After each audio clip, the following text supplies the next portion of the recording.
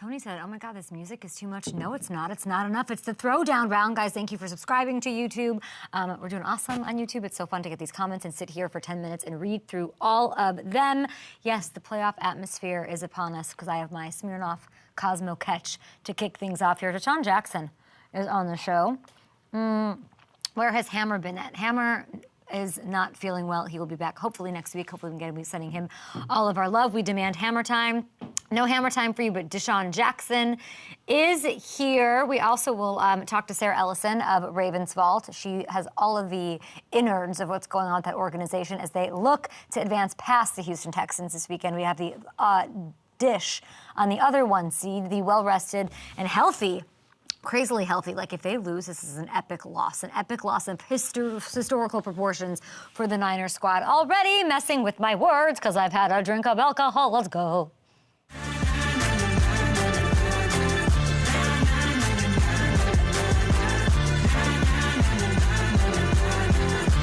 An honor to have DeSean Jackson on the show, former Raven, of course. What do you think about Greg Roman to Chicago? Got to ask him about that. The RG3 Jay Gruden thing? Guess who was in that meeting room? DeSean Jackson. Huge news, so we'll talk about that. That's eating away at Twitter right now. He also, casually was a former Buccaneer, so we've got lots to talk to him about. Very excited as we set the table. Let's take a look at the throwdown round one last time this week. You started the show just getting you guys ready for the action. The divisional round sounds like a golf tournament, so I call it the throwdown round.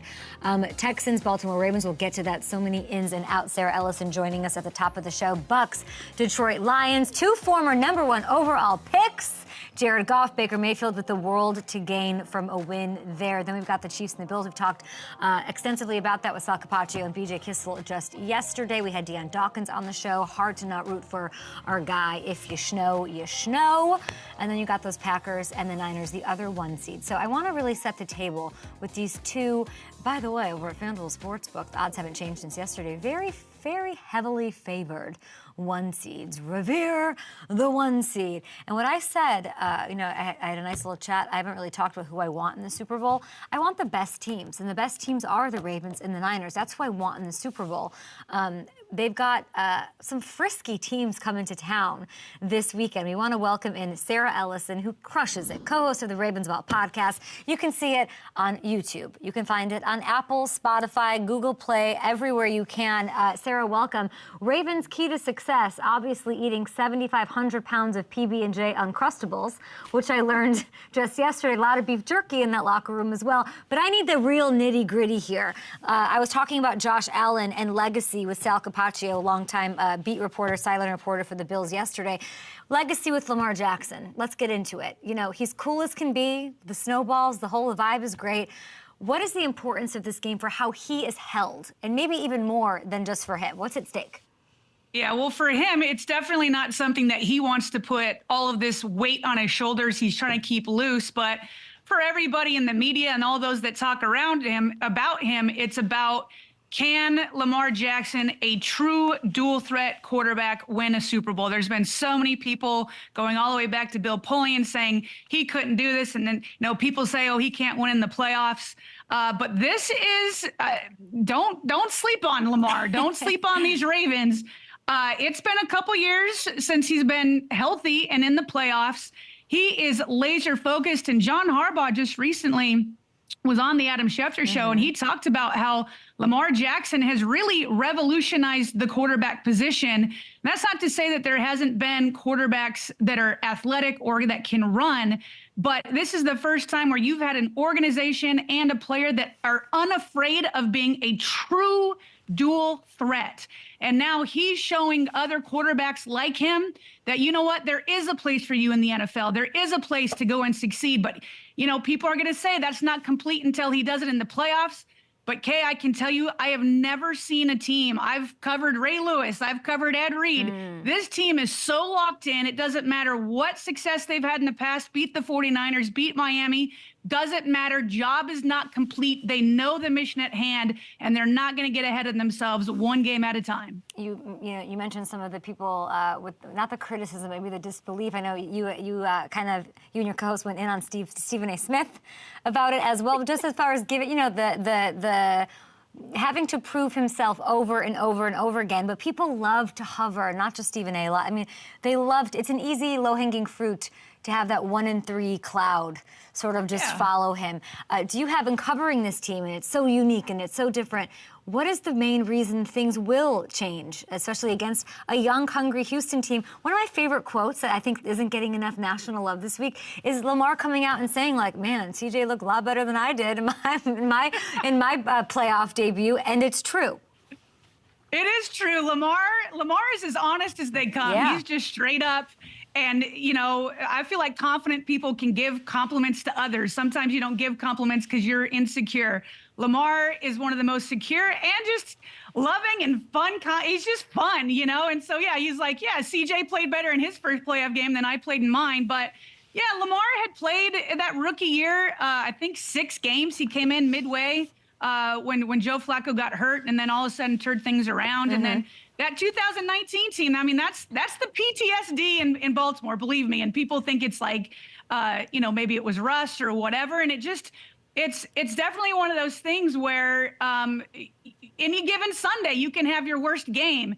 But I also think that team, and I said this to you before, Kay, that team was a little bit more one-dimensional. I know that Lamar Jackson led the league in passing touchdowns that year, but this 2023/24 team is by far more complete. He has more weapons. He himself is hardened because of the experience he's been through. The defense this year is better than that 2019 defense. It's just a more complete roster. So you'd be making a mistake if you felt like it was the same roster and it was the same Lamar Jackson. It's just, the makeup is completely different. Well, there, you know, and I know we have Dalvin Cook, but Monken's letting him cook. He's letting him play the way he wants to play, and it's meant the world. And I really think, I mean, this signing of hearing Harbaugh say he'll get in there. We've seen it like he's going to play. I see a lot of 1 yard, 1 touchdown stat lines down this stretch for this 1C team. We have Mark Andrews back. That to me is the biggest difference from just like talking about this team year in, year out. They're healthy, minus the Marlon Humphrey thing, which is kind of weird and obviously sad. And we'll get that, but like getting Mark Andrews back could literally change the entire complexion of what this looks like down the stretch in the AFC through the Super Bowl. Torrey Smith, legend, of course, loved by that Baltimore team. He sort of pointed to the lack of selfishness and ego as the most impressive thing about this 2023-2024 squad. What is the characteristic that you think sort of defines this team? It really is bananas. It's funny because from the outside, when OBJ was signed here or Jadeveon Clowney, they came to Baltimore with certain reputations. And everything that I had heard just from the outside, I hadn't covered them. Obviously, I'm more lasered focused on the Ravens. But from the outside, it's like, you know, people would say OBJ selfish or Jadeveon Clowney when his comments when he left and his comments about Garrett and this and that. That is not the reputation that they've brought. That is not the type of guys that they've come here with. To see OBJ, the way he has just put his arms around Zay Flowers. I remember some media saying, oh, OBJ, he's going to start to get jealous when Zay starts taking. No, he has been 1,000% the biggest cheerleader for Zay Flowers and giving him as much of his knowledge that he can. Jadeveon Clowney, just like he's come here and he's not like a Myles Garrett or a Nick Bosa or whatever, where it's just like he gets everything set up for him to get the sacks. He's one of many. Not only do the Ravens lead in sacks, but I think they have the most people who have sacks on the team. It really is such, I don't know what it is. It's from the beginning. They just genuinely like each other. Yeah.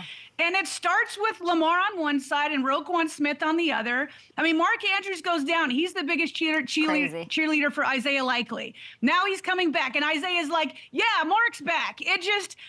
You don't see it all that often. I think you see it with some Super Bowl winners because you have to have good chemistry.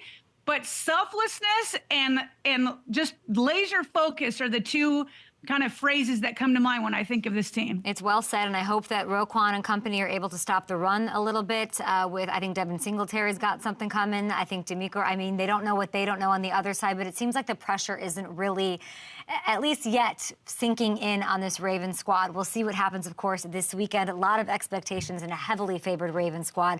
I just love talking to you. I appreciate the time so much. I know you're so busy. Ravens Vault is amazing. I listen to it all of the time. Please check out the podcast, guys. You and your co-host are amazing. YouTube, Apple, Spotify, and Google Play on that. Thank you, Sarah. Good luck. Appreciate you, Kay. Anytime. Appreciate you. Okay, the other podcast that I listen to regularly, we got to talk about my friend Rob Guerrera, all things about the AFC to the NFC's 1 seed, the Niners. Stats, who is famous for the Gold Standard Network, which you just launched out of nowhere and is absolutely crushing it. I don't know how you did it. I need to take the master class to get my YouTube numbers up like you are. I would like to know about your IMDb page. Talk to me. Well, thanks to you, Kay, I suddenly have an IMDb page. I have no idea how this happened, but there it is. For your appearances here, which we love, and I love your NFL Jam T-shirt, by the way. I think that's incredible. You've got merch. You've got it all. So do the Niners, okay? The Niners, this is one of those games where I'm like, oh, my God, like tail of the tape doesn't exist. It's so heavily favored on the Niners squad, and they're so healthy. Like, it's weird to think how healthy them and the Ravens, the other 1 seed, are. Where does your head go when you're looking at this matchup, other than hating Kurt Benkert? Kurt's on your show saying, oh, something's weird about this matchup. The 49ers haven't played a meaningful game. Yes, that's what happens when you kick the tar out of everybody you've played basically for the last 9 weeks, and you don't have to play a meaningful game. But you mentioned it, Kay. They are rested. They are healthy. Only one player is going to miss this game. Cleveland Farrell's the only player for the 49ers that's not going to play, excluding guys like Talanoa Hufanga, who, of course, tore his ACL. So they are rested. They are healthy. They have the better roster. They have the better coach. They're at home. I think they're going to roll them. Brock Purdy, is he big game tested to your standards of feeling comfortable in this matchup?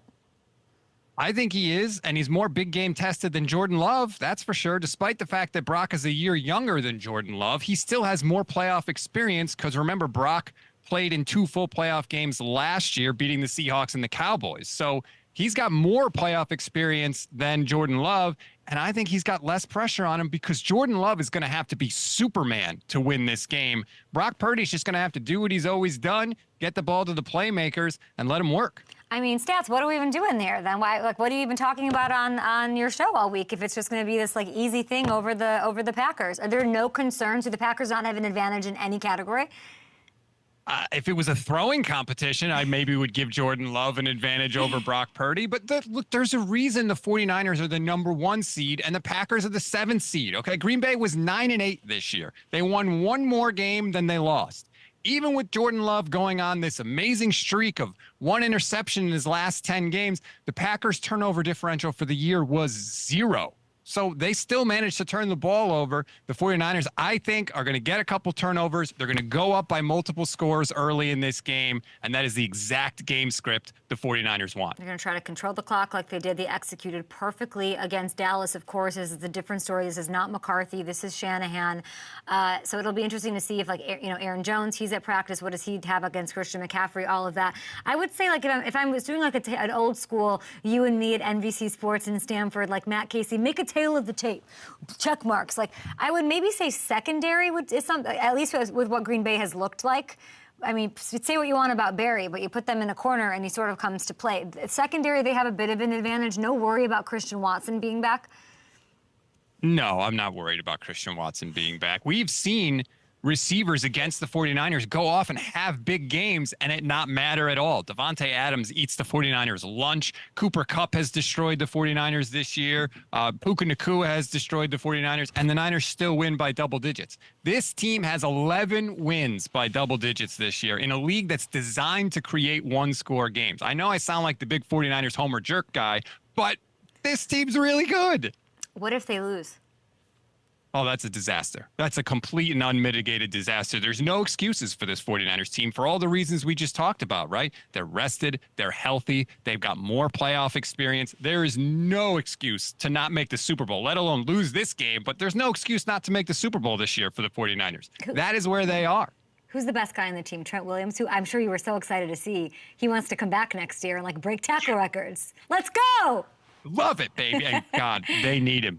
That line, other than Trent Williams, is Yes, middling at best, let's say. So that was fantastic news. He's probably the best player on the team overall, but you're talking about a team that had 7 All-Pros this year. That's how loaded this roster is. That's why you can't be losing to 7 seeds in a divisional round off of a bye. You have to get this done. I will say this. And I want to get your X factor as my last question, or the thing that you want to say, the bold predict, whatever you want to do here. But I will say, for me, that maybe not the X factor, but like I'm just giving a lot of love to Jake Moody right now. I'm just giving, like, you can, didn't wrap up the season because it was meaningless, against the Rams, whatever. Lost to Cleveland, rainy condition. There's a Robbie Gould shadow. Let's go, Jake Moody. Now's the time. 3rd round, a lot of faith on you, and it might come down to a field goal or an extra point to win this thing. Well, it shouldn't come down to a field goal. If it has, then something has gone horribly wrong for the 49ers. But you're right. There are some questions there. I will say Jake Moody has missed 1 extra point all season. He set the record for consecutive extra points made this year. He didn't miss a field goal until 5 weeks into his rookie season. Because you guys never kick field goals. So then what are we talking about, Because he doesn't have because I'm not worried. I just, there's a little experience issue. It's not like you guys roll him out there and let him do his thing. It's a fair question. That's absolutely fair. We don't know what he's going to do. I have seen the 49ers win the Super Bowl with a rookie kicker like they did in 1994, where Doug Bryan kicked 3 field goals the entire playoff run. Okay. So, and by the way, the Packers have their own field goal issues. True. They have their own kicking True. issues. So if it comes down to a field goal, both teams maybe should be a little nervous. So nothing is stopping the 49ers. Do you have an X factor you want to put out there before we take a break? It's obvious, but it's Christian McCaffrey. I mean, look, all season you kind of had to clutch your pearls, right? Don't overuse Christian McCaffrey. You got to keep him healthy. He's healthy. There's potentially at most 3 games left in the season. Give it to him 50 times because there's no way the Packers are stopping him. Okay, Rashawn Gary, listen to this man. All right, Mr. Barry, listen to this man. Stats, we appreciate you so much. Go check him out on his pod. We'll get it all out onto the Twitter sphere. And I love how, you know what you're so good at on yours that I'm not great at? You take comments as you talk, and you do it more seamlessly than I do. It's hard for me to weave it in and out, but you're like, this person said this, and let's get back. And it's really been fun to listen to, and it's a really easy listen. Your co-host is a little frisky.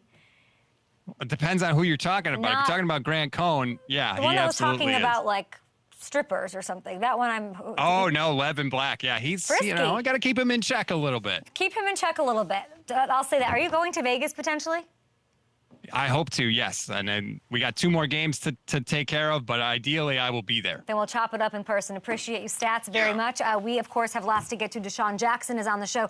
RG3 versus Jay Gruden. This is the beef I did not expect to be eating on a Friday before the divisional round. There we go. It's my guy. DeSean, I thought you were coming in studio with donuts. I'm really confused. I really thought he was. My father is watching the program.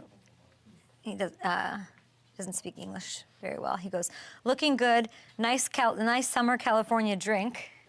So excited, red sweater lady talking Ravens.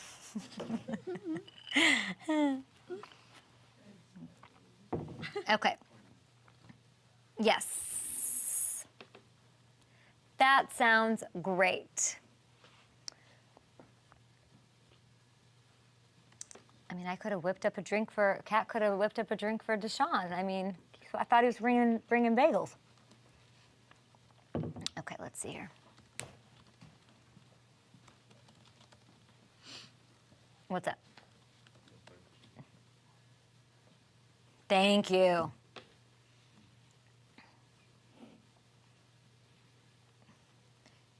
Do we need to go through it like that? Okay. Okay. Okay, got it. Okay, that's super helpful. Thank you.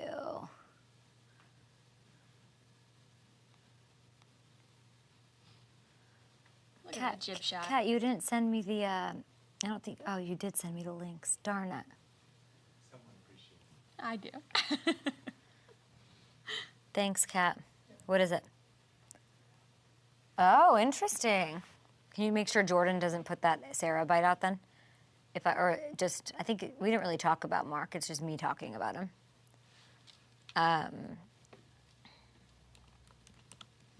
No Mark Andrews. No way.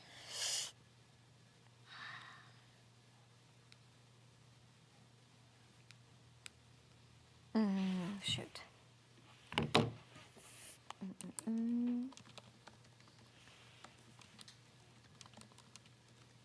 Okay, sounds good. I got a lot of questions for DeSean from Twitter. There's like 300 questions. Yeah, I saw those. Let's see.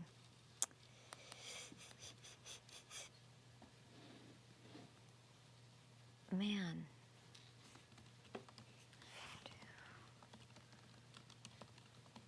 Richard, why didn't DeSean? We're trying to get him in.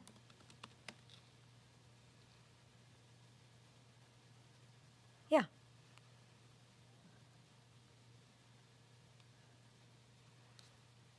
Oh, they didn't. Oh, got it. Okay. Show link, copy.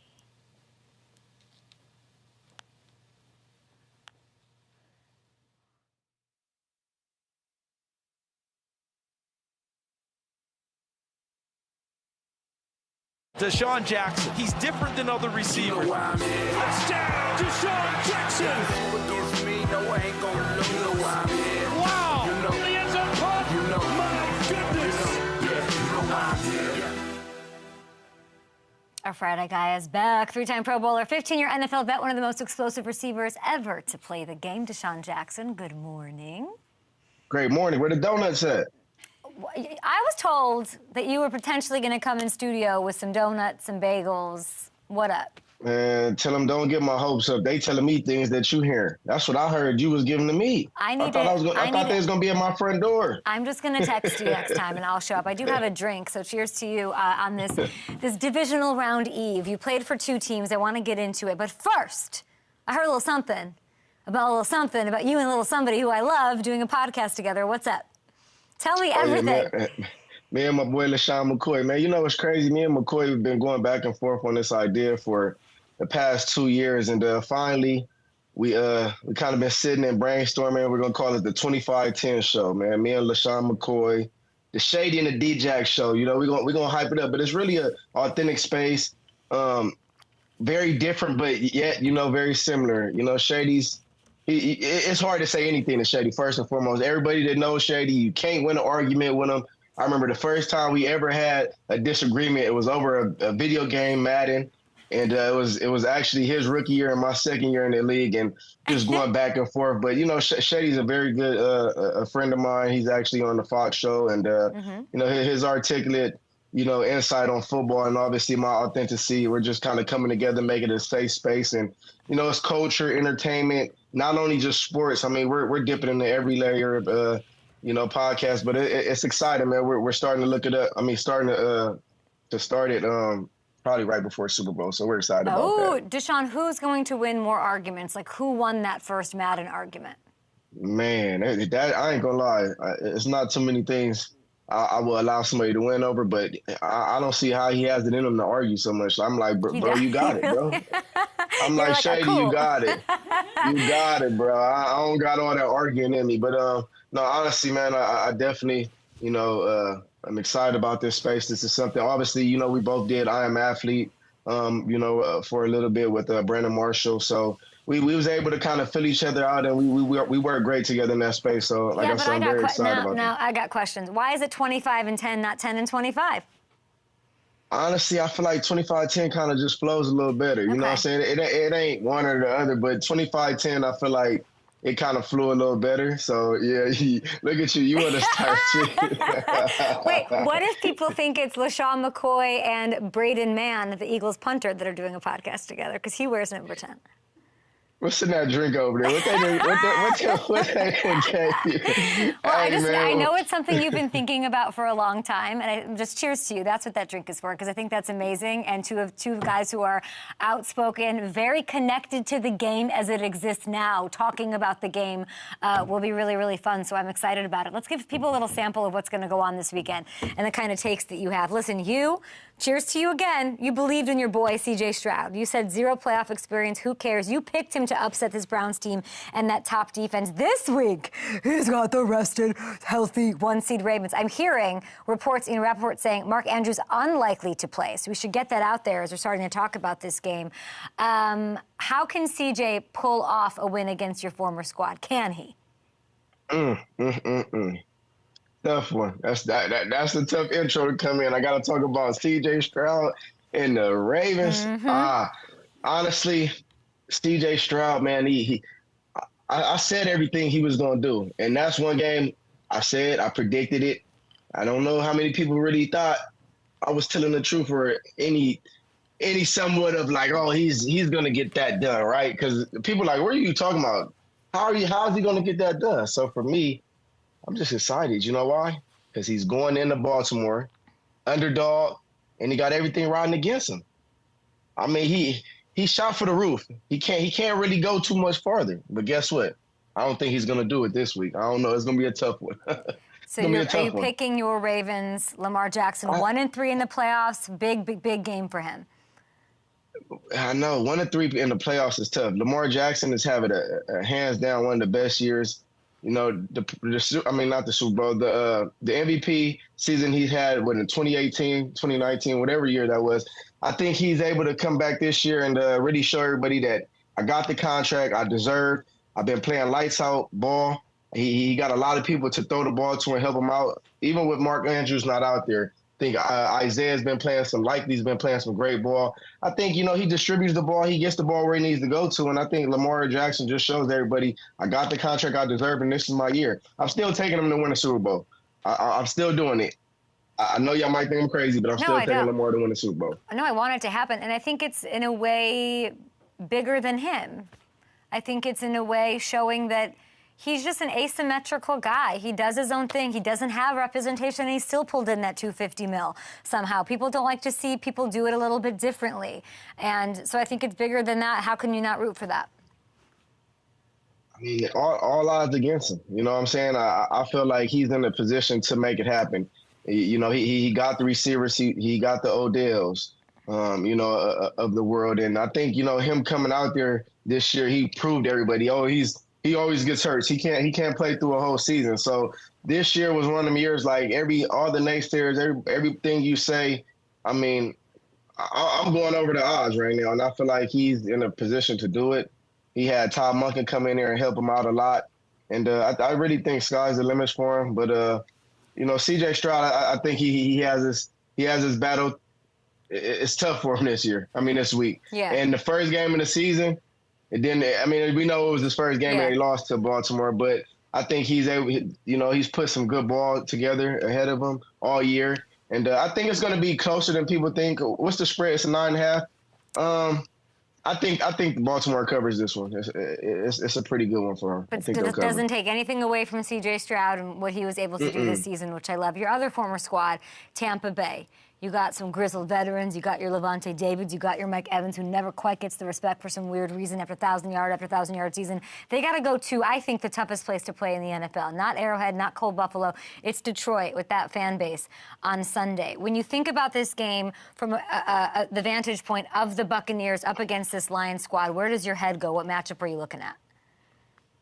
It's a great question. I'll look at the defense of the Lions. I think they're playing some great ball. They got CD back, and not C-Deuce back in the secondary. They're flying around. They're playing at home. I mean, my boy Jeff Goff is playing lights out right now. Got my boy Amaral playing some great ball too. So I just like the matchup of the offense for Baker Mayfield. I want to see what he's able to do in Detroit. I mean, I think they'll probably have Eminem and all these dudes back out to give them some swag. But yeah, I like that matchup from, you know, the offensive side from the Buccaneers into the defensive side of the Lions. I want to see how that's going to play out. But overall, I got the Lions winning this. The Lions turned around some great football within the past years, and yeah, I like the Lions in this game. Which quarterback do you trust more, Jared Goff or Baker Mayfield? Another great question. You popping them out today. Listen, off the dome. Go for it. I would have to go with. I'm gonna have to go with Jeff. I'm gonna have to go with Goff. I'm gonna have to go with Goff. The reason why, I mean, as everybody saw, you know, he took the Rams to the Super Bowl a few years back, and you know, that was a heck of a year. Even though they lost to the Patriots, and that was like 3-13, he didn't really do too much in that Super Bowl game. But at least he's shown that he's able to take a team to the promised land, even though he didn't win it. But I think right now, he's more trustable. He's more reliable. Baker Mayfield, this is one of the best years I've seen Baker Mayfield put together. He's doing some great things over there with that offense. But if I had to pick one, I'm taking my boy Goff. Who do you think on that team, from your time that you spent there with the Buccaneers and just knowing the team, watching them now, who doesn't get enough love on that team for being the reason they're here today? On the Buccaneers? Is it Bowles? Is it Evans? Underrated always? Like, is there a guy that like makes the team tick? It's kind of crazy that Brady left and they're here with Baker, who was like thrown away. But you look at the Patriots and they're a wreck. So is it like, who deserves some love on a Friday? Who deserves some love on a Friday? I mean, I think Bowles, Todd Bowles always gets the credit. I mean, I feel he's a great defensive mind coach. I mean, him taking over after Bruce Arians, stepped down. I don't think he doesn't get enough love because I think he's very respected. But honestly, if I'm gonna have to pick one guy, I think Chris Godwin. Chris Godwin, he's like he's like the quiet guy, but he shows up. Third down, tough third down. He's gonna make the tough catches. I mean, I think Mike Evans obviously is a superstar, and what he's done over his career, he gets credit. Does he get as much credit? I think he deserves no. But if I had to pick one person, I think it would be Chris Godwin because he's always gonna show up. He's always gonna make the tough catch. He's one of them gritty guys, nit-gritty guys. He's gonna go down in the box and block guys for the running back. So shout out my boy Chris Godwin, man. He was actually a rookie when they drafted him. He was a rookie and I was there. So he's been doing great things. You mentioned CJGJ. I love him. I think he was missing. I think the Eagles miss him. He likes to talk. If you were to give him advice on how to Martian Lattimore Mike Evans, how to get to him, what would you tell him?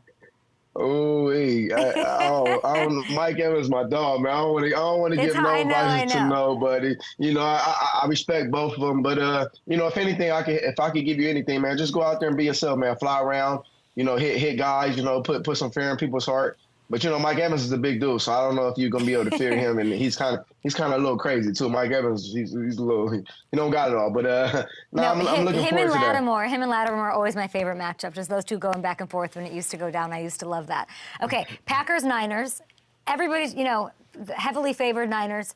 We love that. Is there any way they lose this game to the Packers? I'm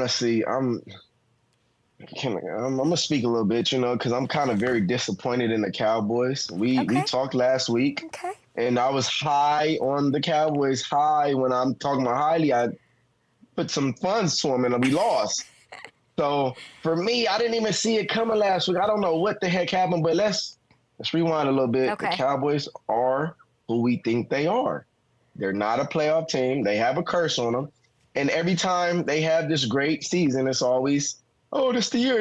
And then they get to the playoffs and people poop their pants. So neither to say, I just had to get that off my chest because I was high on them and, I lost. So I was very mad about that. But this week, I don't see how the 49ers could lose. I don't. I mean, top to bottom, offense, defense, Christian McCaffrey, Purdy, Trent. I mean, we can go on and on. Debo, all these guys.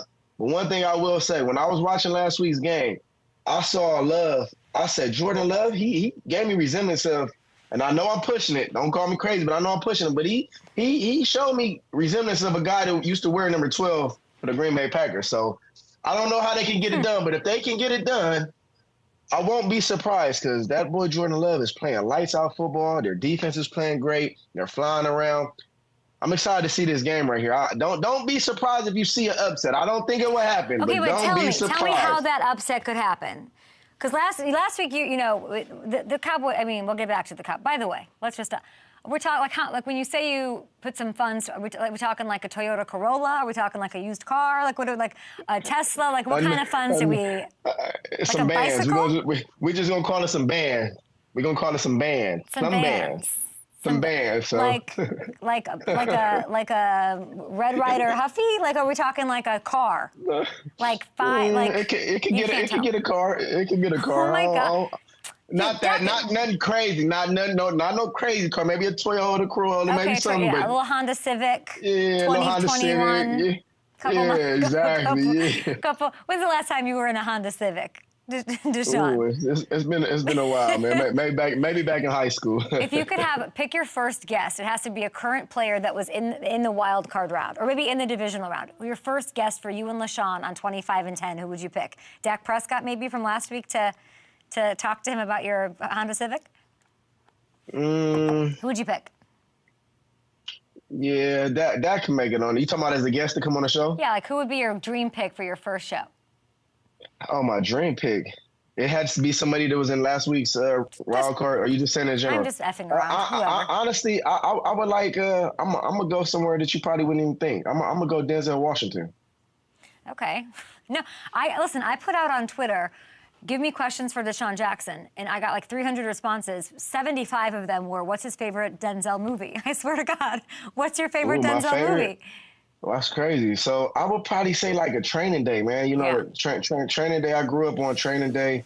You know, just the way he played, and I mean, he's played in some big time roles. But Training Day, I sit back sometimes and just turn Training Day on. That movie with Snoop in there, and man, just them going through the streets of LA and just hardcore to how he was to his partner. I mean, I just love it. Like, man, here, try this, man. You gonna do it today. But who would win in a fight, though? The role he plays in Training Day or Frank Lucas, my man?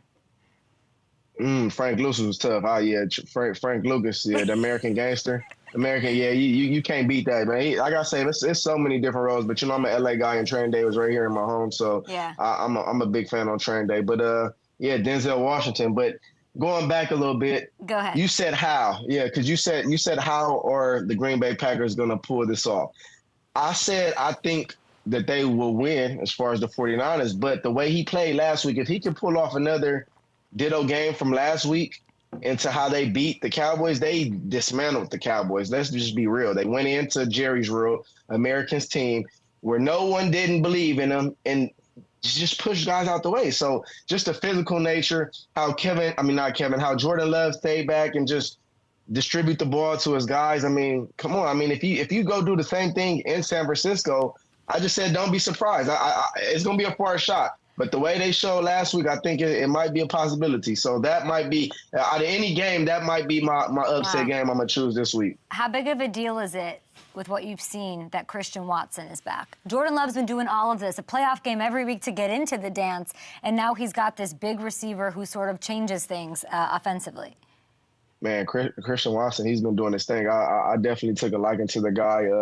You know, what was it? I think it was last year, the year before, when he had like 4 touchdowns in his first game. It was the Patriots game. There was a him and Aaron Rodgers were like struggling, and then it was at home Patriots early season, week 4 or 5, and he had 3 touchdowns. It was crazy, and then he took off. But he's been injured. So maybe the Cowboy game is the game I was thinking about when he's just dropping all the passes. But he came back and he was like making all these crazy catches, and you know that's how I got the attention on him. So this year, I mean, for him to come back in the lineup and obviously, you know, be a spark to that offense is great. Aaron Jones is playing lights out ball, you know. So I'm just really here for this game. Trent Williams is a great friend of mine, and you know I heard you talking about him a little bit in the past segment, but man. 49ers, there's no way they get a bye and they come off this and lose this game, because if they do that, you're not gonna hear the end of that. So, like I said, I like the 49ers. I think they'll win. I think it'll be closer than a 9.5 or 10-point spread. They might win by a field goal or maybe like a touchdown or like 6 points, somewhere in that range. Who you got? Don't make LaShawn mad now. Who you got? Bills, Chiefs. I guess you played for both, so go for it. Yeah, I got my boy Sean McDermott. I got my boy Andy Reid. How does this go?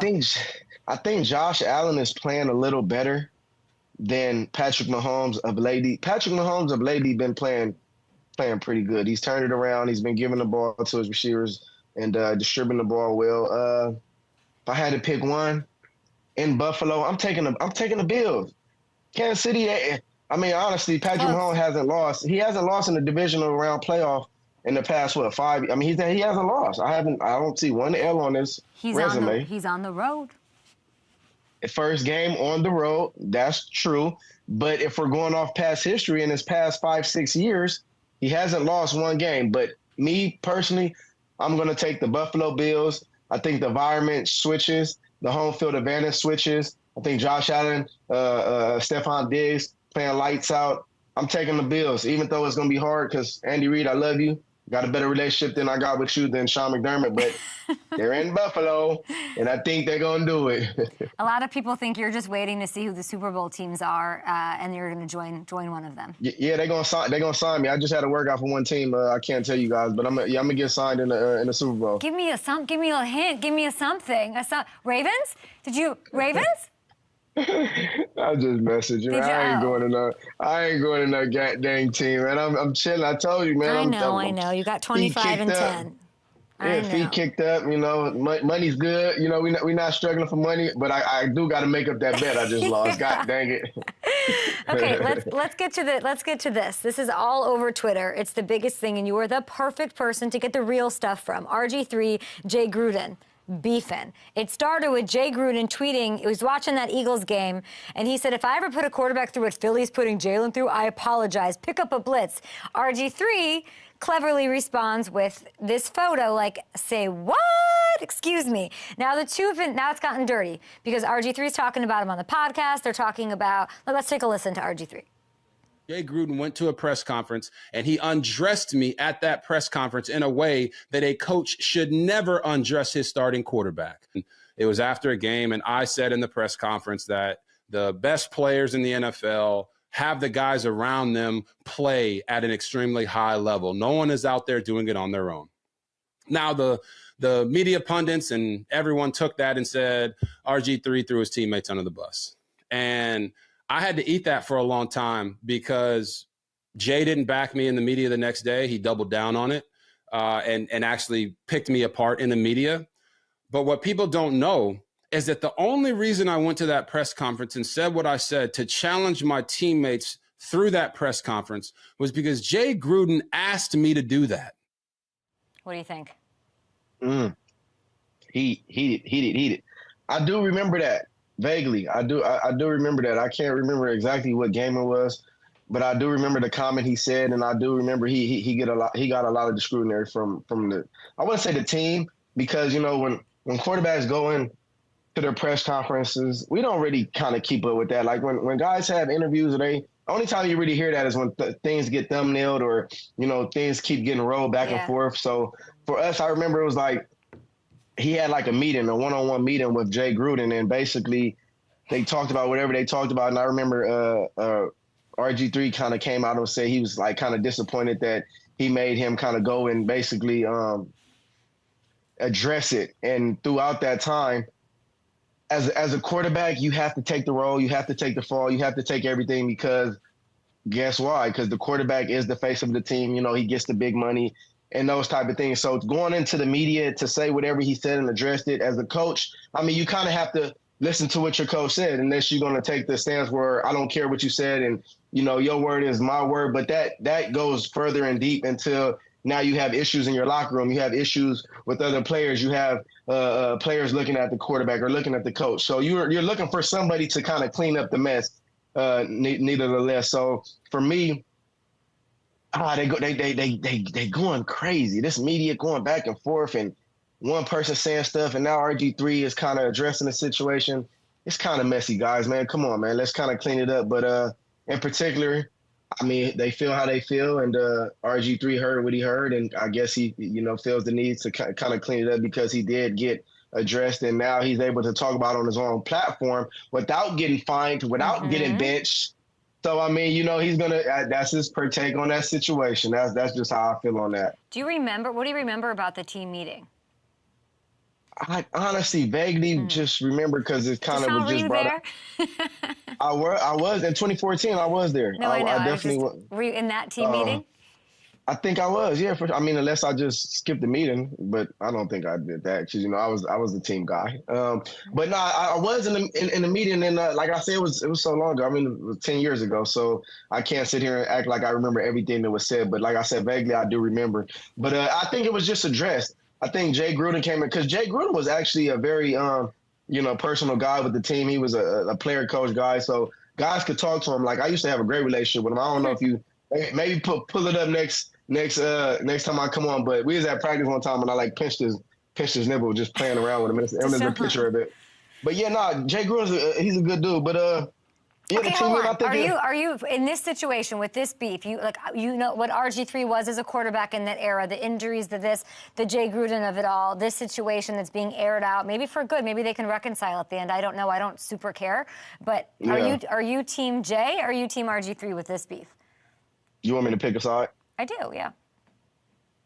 I don't do well with like beefs and picking sides. You know, I don't like the beef. You know what I'm saying? I don't want to be here for the messiness. What I will say, I think RG3 has a point to kind of, you know, speak for himself. He wasn't really able to speak for himself the way he wanted to at the time being, because once again, he would have probably got fined. He would have got benched. And this is around the time when RG3 did have a few injuries. This is around the time Kirk Cousins did, you know, was named the starter in the midst of the season. So I think this is his time to really be able to give his truths of the matter. So, I mean, if you're going to take it, I think, you know, RG3 has the right to say what he says, and I feel like it's valid. It's well said. And I don't know, we'll never know what RG3 would have done if you had pinched him.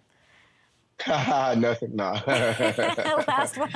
Last one for you. I got to ask you because I'm from Chicago. Greg Roman interviewing as the Bears offensive coordinator. I don't see you liking this. I mean, you can't even get it all the way out. I don't know what to make of it. He got a lot of criticism in Baltimore when you were there. Was it a good fit for the Bears? Who's the quarterback? Is it Justin Fields? Does it work? It's not. I don't think it's Justin Fields. Is it Justin Fields? Is he still there? I think he said he wanted to.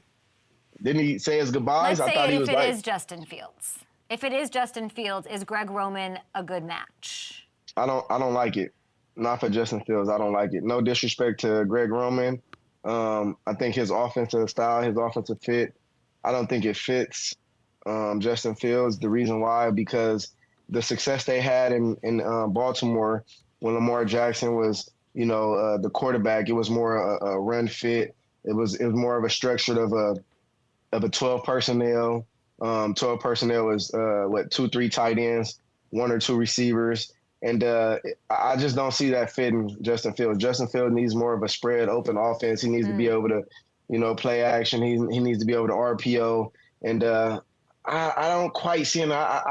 We got to get Justin Fields a little more help, man. I think he's a heck of a player, man. And I think, you know, over the past 4 or 5 years, he hasn't been able to, you know, get a guy to come in there and really help him flourish as far as the offense. So, Greg Roman, I know you're a Bears fan, but I don't quite see that merging together. I'm sorry. It's well said, and you say it respectfully, and you say it from your perspective, which I appreciate. You'll hear more of that on 25 and 10 with LaShawn McCoy, Shady, and D-Jax. You mentioned the Cowboys. We went over it. I don't want to bring up any of that, but we're talking Justin Fields. Should he be the quarterback? I would love your perspective on Dak Prescott, because there's a contract extension.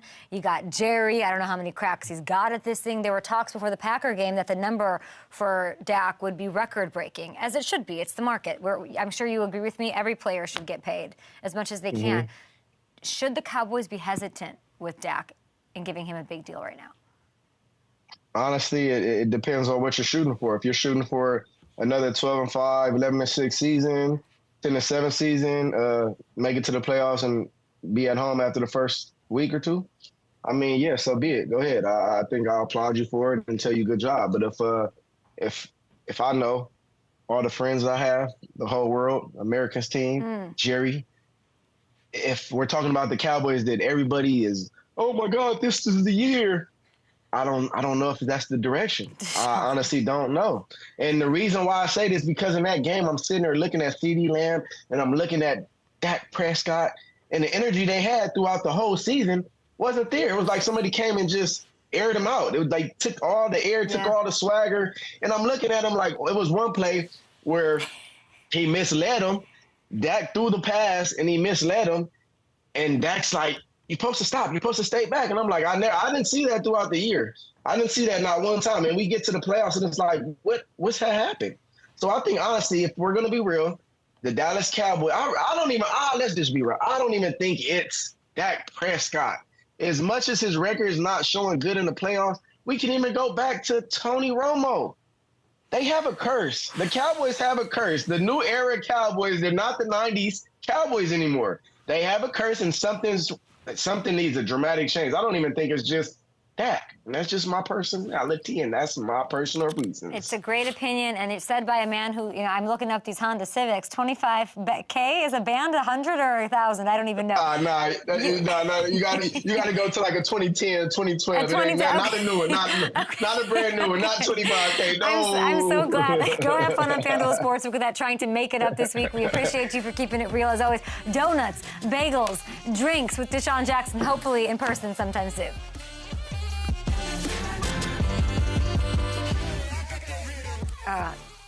He was a lot of fun, Richard. A lot of fun. What? What's up? No, I said, if anything, if I can't get in studio, you got to come on the 2510 show. I mean, we got to swap. Okay, Denzel Washington, K. Adams. Denzel Washington, K. Adams. Hey, I'm man, sure. no, Listen, we'll figure it out when y'all have a rainy day and somebody cancels on you. I'm sure I'll be invited. Nah, you're going to be invited. You're going to be one of the first I'm going to invite. Am I going to see you at Super Bowl in person? Are you going to be there? Yeah, I'll be there for sure. Okay, we'll chop it up. Or we'll figure out you coming in studio.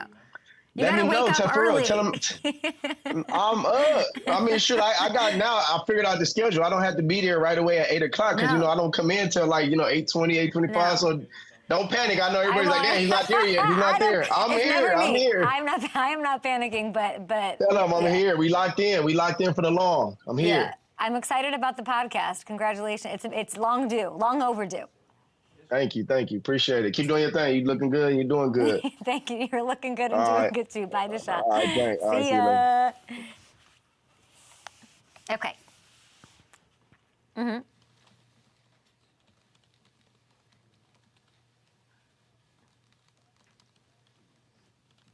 Great.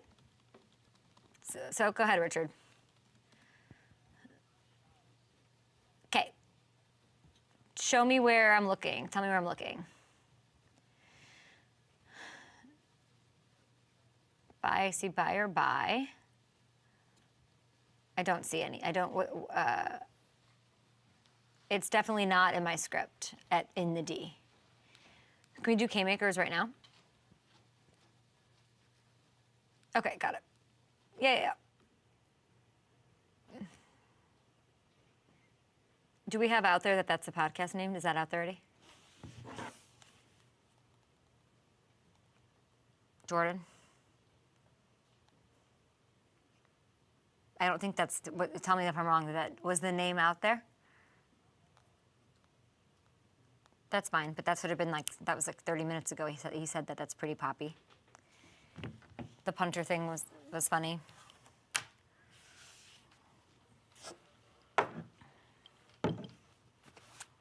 I would say that's the first thing that should be out.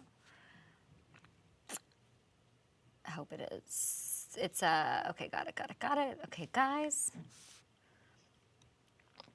Kat, I have to go be productive, and I'm just not gonna be able to drive my car. This drink is delicious. Delicious. I don't see this in prompter, you guys. That's not my script. Welcome back to the Up and Adam Show. All NFL season, Smirnoff has helped fans get ready for game day with a lineup of delicious signature football-themed cocktails. Smirnoff, giving FanDuel fans more ways to win with the Smirnoff number 21 playoffs. Yes, cocktail pick'em. It's every week from now through the Super Bowl. We like giving away things on the show, and Smirnoff is all about helping us celebrate the favorite game that is football. Now through Saturday afternoon, go over to FanDuel.com/Smirnoff.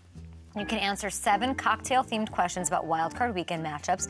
And what does that give you? A free shot at $10,000 in prizes, which is amazing. This has been my friend all season and all week, of course. The Cosmo completion question of the week. It sounds kind of like a tough one. C.J. Stroud or Lamar Jackson, who will have more completions? I want to go with the young buck, the rookie. DeSean Jackson loves him. He did his thing already against tough competition. You might be thinking, man, he hasn't had more than 25 completions since November 26th. I know that's what you guys out there were thinking, but guess what? Lamar Jackson hasn't hit that number 25 not once this season. Ooh, his season high is 24. He might win the game, but they're more balanced. They're doing their thing. He only hit 24 twice this year, by the way. So the Ravens, I think they, are a little bit more balanced. So give me Stroud all day. Completions to Nico Collins, who I think is a good K-maker. I will also give you guys some less obvious K-makers. We know who might score and who the number 1 targets are. Who else is a good anytime touchdown? We'll be back.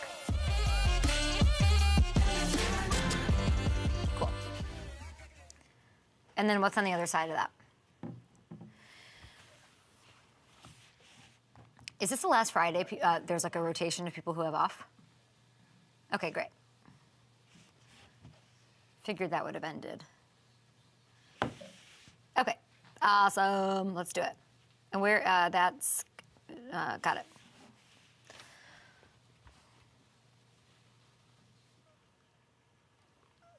I dare Kay to finish the drink by the end of the show. I dare me to give you guys K-makers that hit. I didn't do so great last week. These came off the dome at 5 in the morning. The anytime touchdown scores, this is what I think. Amon-Ra St. Brown. Kind of obvious. I hate giving obvious ones, but he didn't score last week, but he finished the regular season with 4. So he's got 4 touchdowns in the last 5 games.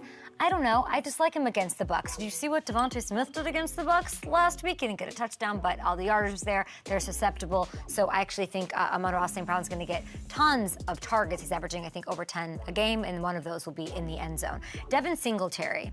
I think that's the first name I think I popped out of my head as I woke up out of my slumber this morning. You can find, by the way, his anytime odds right here. It's plus 135. He had 66 yards on 13 carries and a score against the tough Browns team last week. And, you know, he's had a total of 53 carries across his last 3 games. I don't know why that matters, but I guess he's getting the volume and he's super involved. So give me him to score against, yes, a stingy Baltimore defense. They've not allowed a ton of touchdowns this year, but I feel like in the playoffs they're going to utilize him in that crowd to balance things out a little bit. Finally, Dontavian Wicks, plus 300. I like the odds because he's just a touchdown machine. He's scoring a lot. Christian Watson's back fine. It's okay. They're going to need to score a lot, and he has 4 touchdowns in 3 games. A beautiful 20-yarder last week to get them the win over Dallas. So these are my anytime touchdown scorers. Amon-Ra St. Brown, Devin Singletary, and Dontavian Wicks. Good luck, guys. Go over to FanDuel Sportsbook. Both of you are talking at me at the same time. Say it again. Yeah. Oh, we got 15 seconds left in the show. Guys, thank you for my completion, Cosmo. Monday, I don't know who our guests are. It'll be somebody fabulous to recap everything. Enjoy it. Go over to FanDuel Sportsbook. Have some fun. Gronk and I have a little parlay out there on FanDuel Sportsbook, so get that going. And those K-Maker anytime touchdown scorers. I will see you guys on Monday.